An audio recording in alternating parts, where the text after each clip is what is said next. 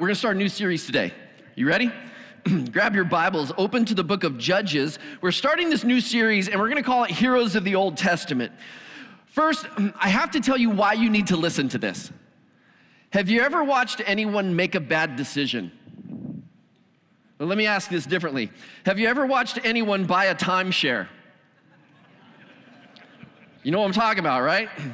We've all gotten that invitation where, hey, we have something for you for free.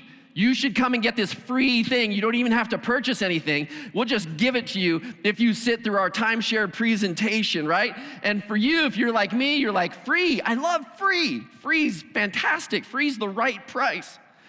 And so you tell yourself two things. One, free's fantastic. And number two, there's no way I'm buying a timeshare, right?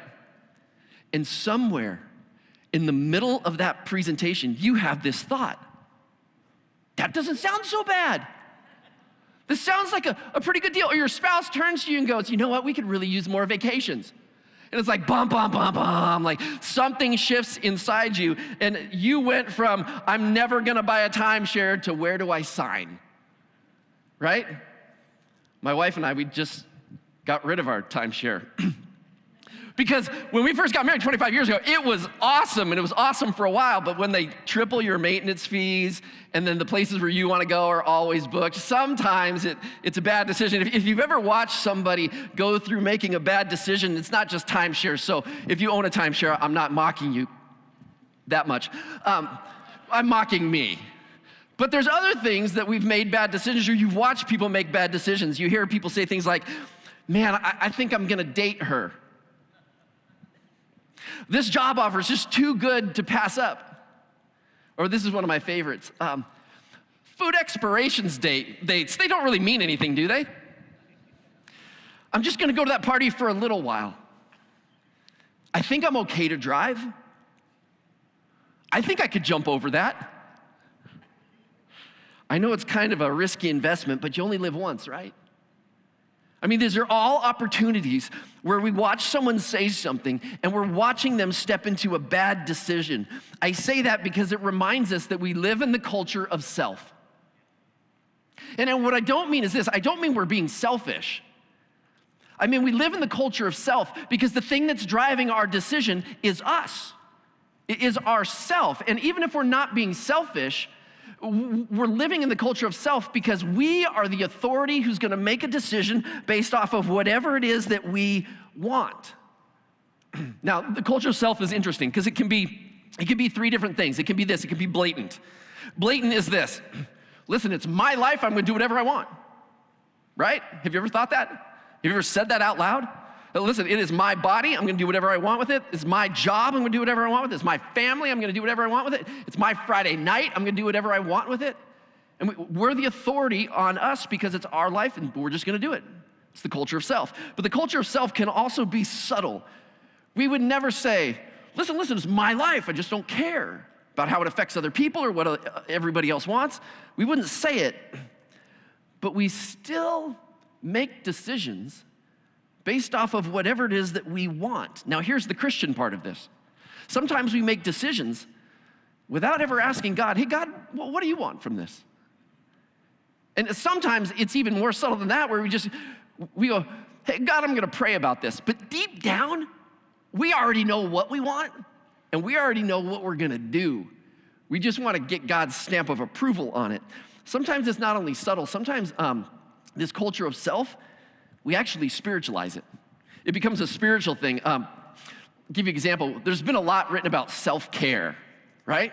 Last couple years, particularly with everything going on, like you need to take care of yourself. You need to be healthy. You need to take care of yourself by getting rest, eating the proper foods. You need time off. You need treats. In fact, you need some pampering for self-care because you just need it and you deserve it. Now, listen to me, okay? There's nothing wrong with that. Self-care is fantastic. We all need it. But let me ask you this question. For what purpose? If you're practicing self-care so that life is a little more comfortable and a little easier and just you feel a little bit better, then it's actually the culture of self. You see, self-care, Christian self-care, is take care of yourself so that you are physically, emotionally, spiritually, relationally healthy, so that in your health you can serve others, so that you can give back, so that you can support people, so that you can make a contribution. Self-care is not just for self. Self-care is so that you can help and you can serve. That's the Christian self-care way. I bring up this whole thing about the culture of self for this. It's actually the setting of the story in the book of Judges that took place 3,000 years ago. So if you're in the book of Judges, turn to chapter 2. We're going to take a look at this. It's the 7th book of the Old Testament, and it tells the story. They've already come in and conquered the promised land. The story of Judges is actually how they're neighboring in the promised land, how they're settling in to the promised land. Now, Joshua, the book right before Judges, it's about how they conquered it, right? So you're going to see the name of Joshua, you see the name of Caleb in the book, and those two men who led God's people. Now they're going to talk about how actually they're living in the land. So 21 chapters in this book. In the 21 chapters, you're going to find 12 judges. There's 6 major judges and 6 minor judges. The only thing that makes them minor is that there's just not very much written about them in the book. So we're going to take a look at these judges in this context.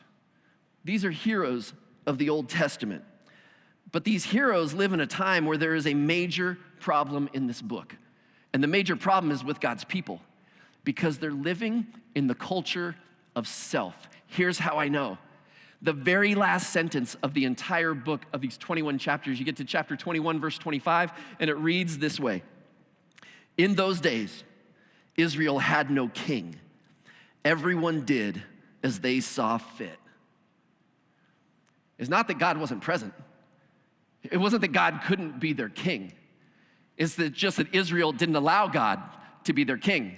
They allowed self, the culture of self, to be their king, and they just did as they saw fit.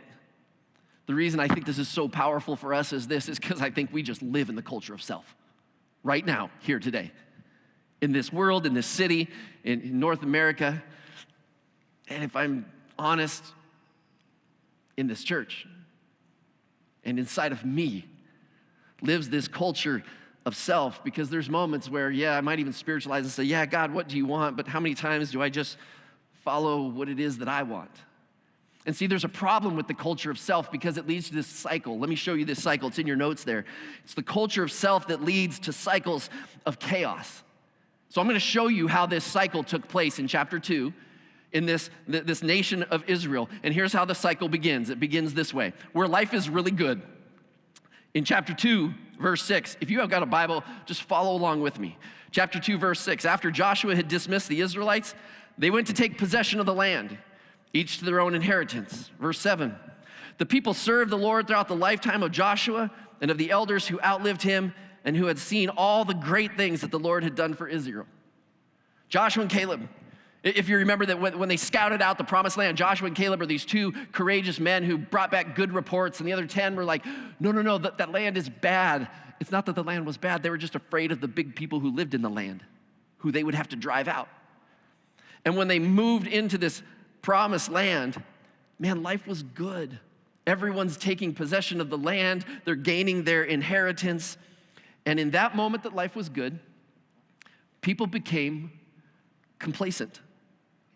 And they forgot God. But we understand this, right? Y'all were around for 9/11, weren't you? And the churches were full for a couple months. You see, when life gets complacent and good, we just kind of all move away. But in the moment where God gets disregarded and pain hits, all of a sudden we run back to God. Let me show you step number 2. It's just God's disregarded. Look at verse 10. After that whole generation had been gathered to their ancestors, another generation grew up who knew neither the Lord nor what he had done for Israel. Man, underline verse 10. The whole thing. Because God is treated as insignificant, as old school, as irrelevant. When the crisis of the battle of moving into the promised land was over, they just stopped pursuing relationship with God. And they might not have said it, but they lived like, listen, we got this. There's not really any other enemies around us. Like, why do I need God? I think it's interesting that there's a generation that just started wandering from God. You know that story has been repeated for the last 3,000 years? I mean, it might actually be your story.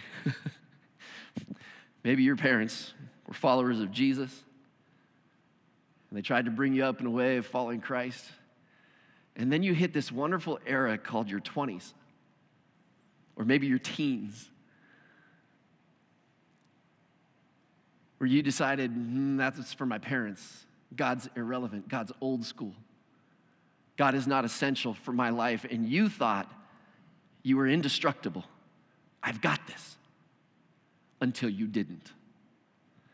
What we call this when we forget God is called the sin of omission. Write that down. It's in your notes there. The sin of omission. We omit the right things that God has told us to do. God says, pursue me. God says, worship me. God says, praise me. God says, open my word. And we leave it alone. Now, it's interesting. Jesus' brother, James, writes in a book titled after his name, he writes this: if anyone then knows the good they ought to do and does not do it, it is sin for them.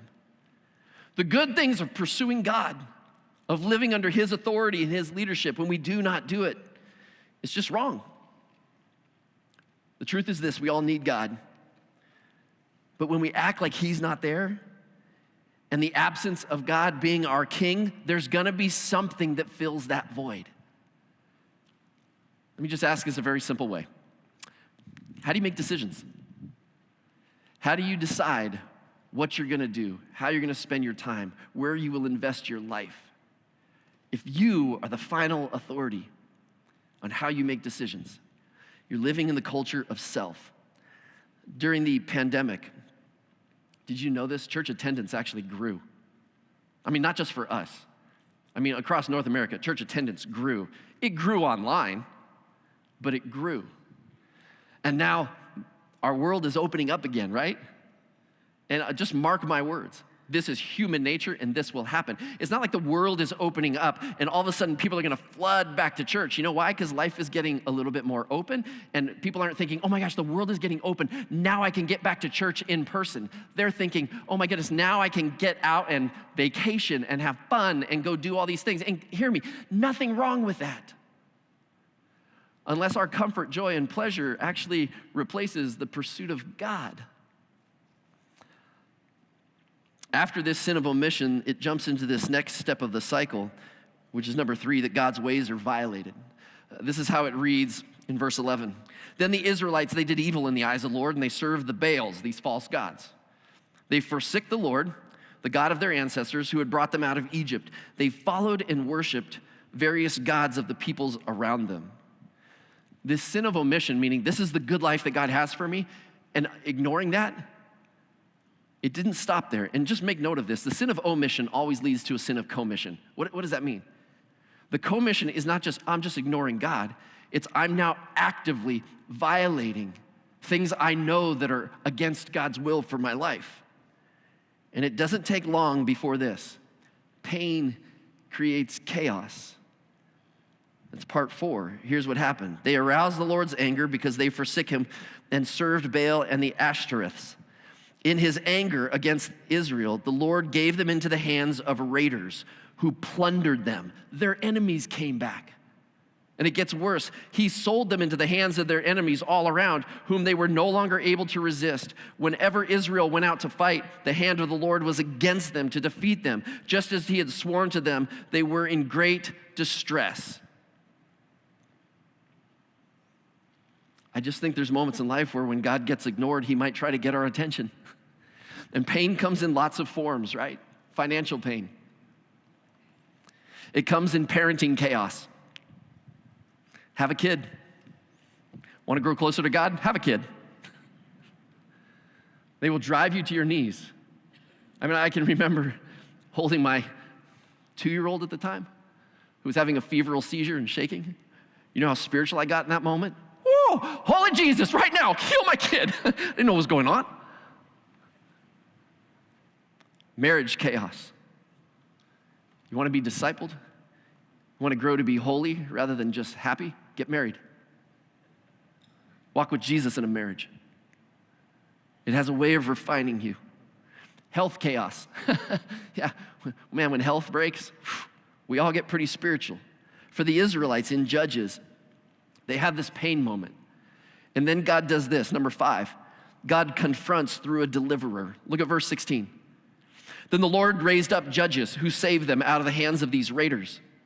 Yet they would not listen to their judges, but prostituted themselves to other gods and worshiped them. They quickly turned from the ways of their ancestors who had been obedient to the Lord's commands. So here it is. God provides a person who pushes away the threat, who defeats their enemy, disasters averted, and life moved from these cries of fear to shouts of joy. And you would think that that would do something in the life of these people.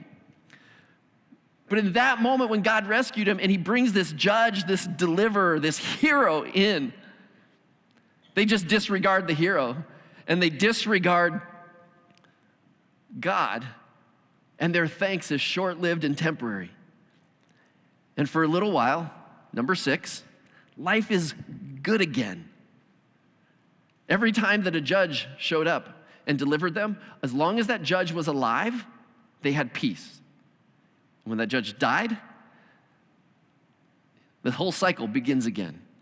Life is good again, but not for long. Here's what it says, verse 18. Whenever the Lord raised up a judge for them, he was with the judge and saved them out of the hands of their enemies as long as the judge lived. For the Lord relented because of their groaning under those who oppressed and afflicted them. But when the judge died, the people returned to the ways even more corrupt than those of their ancestors. Following other gods and serving and worshiping them, they refused to give up their evil practices and stubborn ways. The cycle just continues. The book of Judges tells the story of these 12 heroes and how this cycle continues time and time again. So let me just ask 3 questions real quick.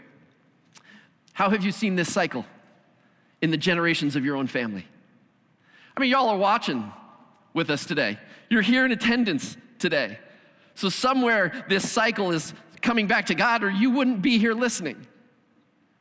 But have you traced your parents and your grandparents, your aunts, your uncles, your nephews, your kids, your grandkids? And when you look generationally at your family tree, can you look at this cycle where one generation stepped out and said, I got this. I don't need God. And have you watched the pain that that brought into their own life where God was trying to get their attention? If you can see this, make note of this. If you're a younger person, we're one generation away from your family stepping outside of a relationship with God. If you've been raised by godly parents who've told you about Jesus, read the scriptures to you, I'm warning you and pleading with you. Please just don't say, I got this. Because when you're 17, you do think you got this, but you don't.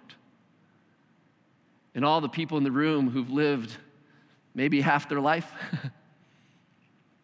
you know that when you're 17, you don't got this.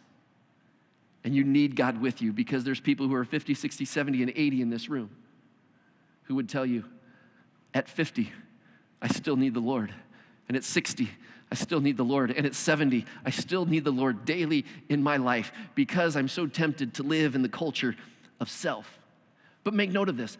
The cycle isn't always generational. Do you know this? The cycle is often individual. So question, how have you seen this cycle of chaos in your own life?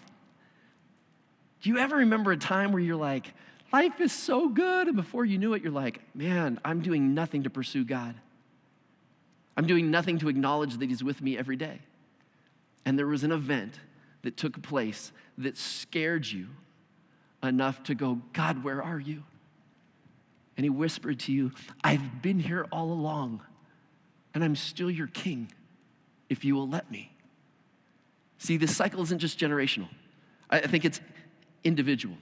Here's a third thought for you. Is it time to end the cycle of chaos by turning from the culture of self and allowing Jesus to be your king? Hey, some of y'all came back to church because of the pandemic. I don't care what brought you back here. You're here. And you might be watching online because you're afraid to show up here, not because of a pandemic. You just don't want anybody knowing your story, but you're willing to view the safety online. And I'm glad you're watching. My point is this. There's some of you that you're checking this out and you're wondering, I have a cycle of chaos in my life. Can Jesus really end that? The answer is yes. He can bring you peace and hope if you'll give him the authority of your life.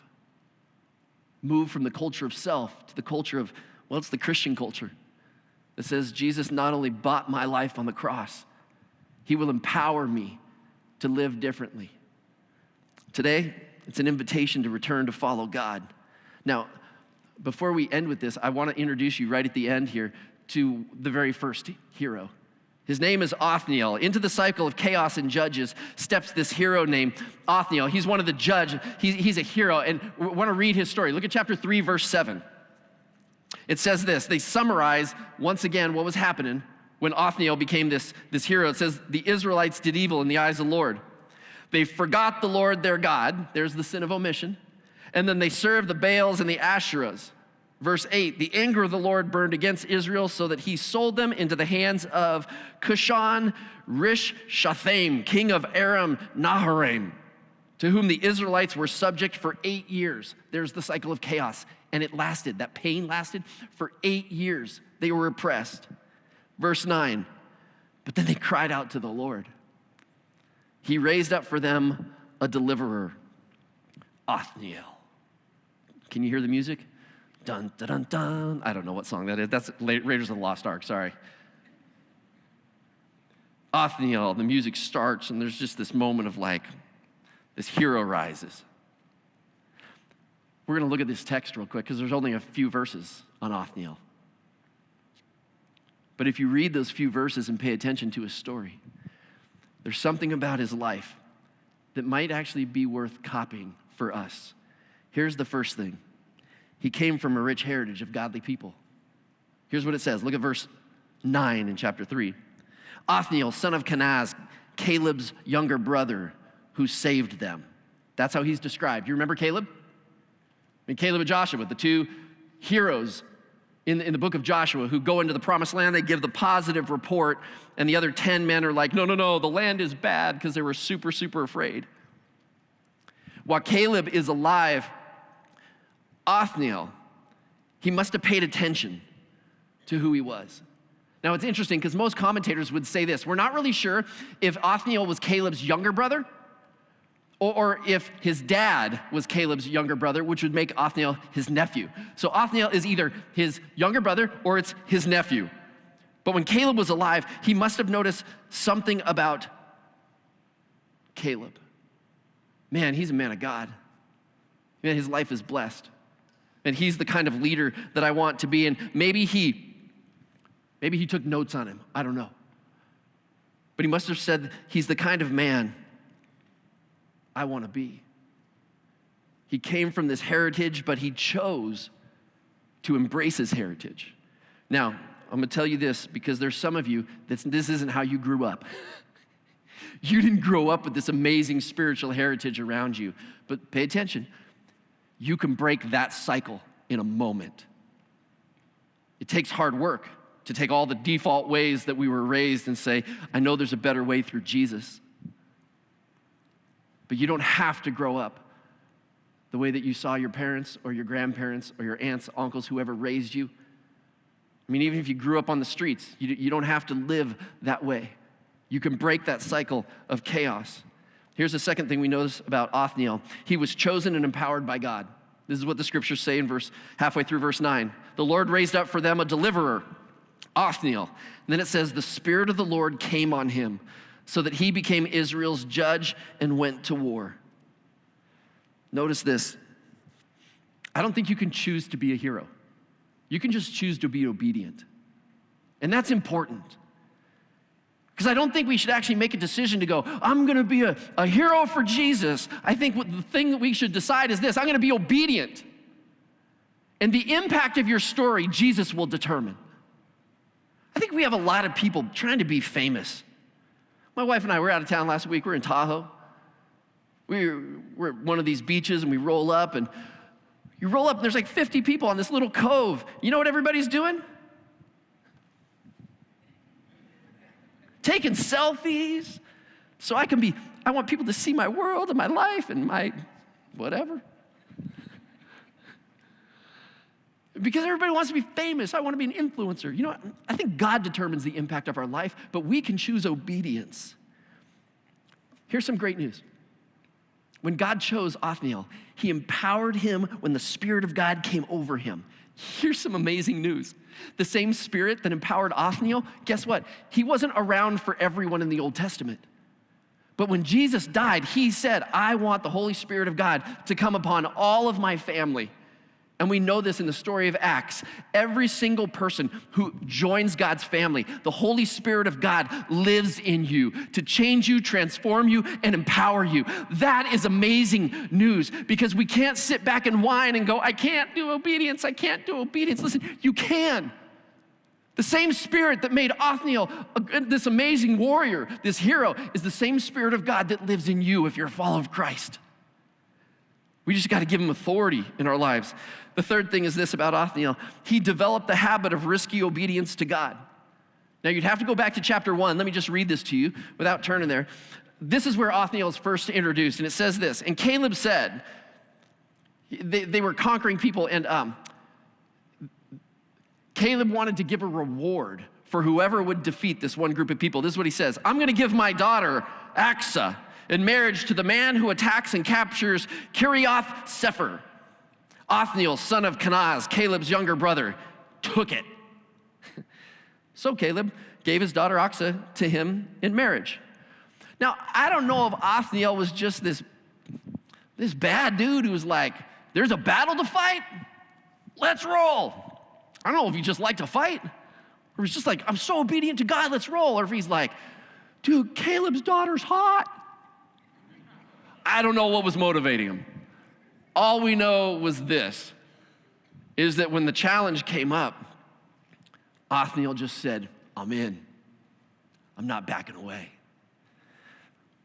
You see, before the Spirit of God ever came on him and he became a hero chapters later, he had this habit of taking risky obedience steps. And maybe I'm asking you this today because maybe God's brought to your attention that there's some ways that he wants you to be obedient, but it requires a risk in your life.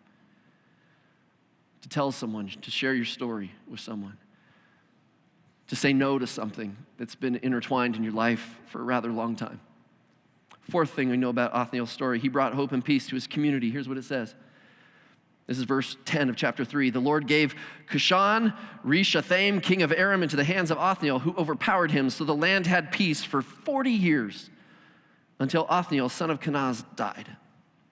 One man, empowered by God, obedient to God's calling on his life, brought peace to a nation for 40 years. You will never know the impact of your story in the opening chapters. You might know in the final chapters. One person, empowered and obedient to God, can change not just the direction of a family, but it can change the direction of a neighborhood. It can change the direction of a business. It can change the direction of a church. I just want to end with these two things. And you ask yourself which one applies to you. Here it is.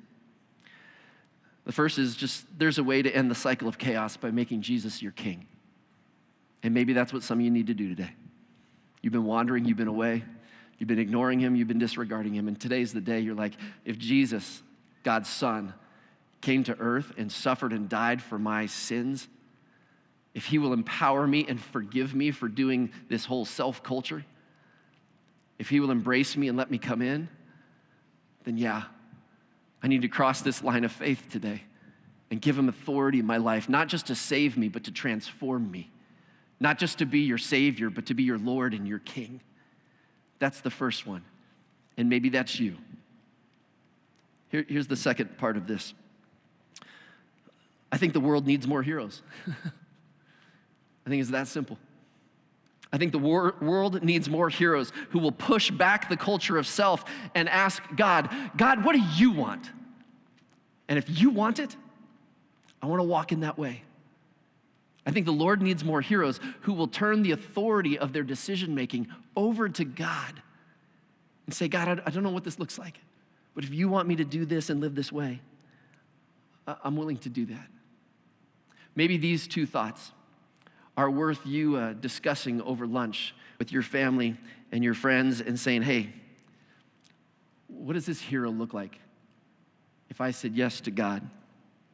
You might actually be the hero in somebody else's story when you're obedient to serving God in a Jesus-following kind of way. You decide what applies to you. Let's bow our heads in prayer for just a moment. Oh, Lord,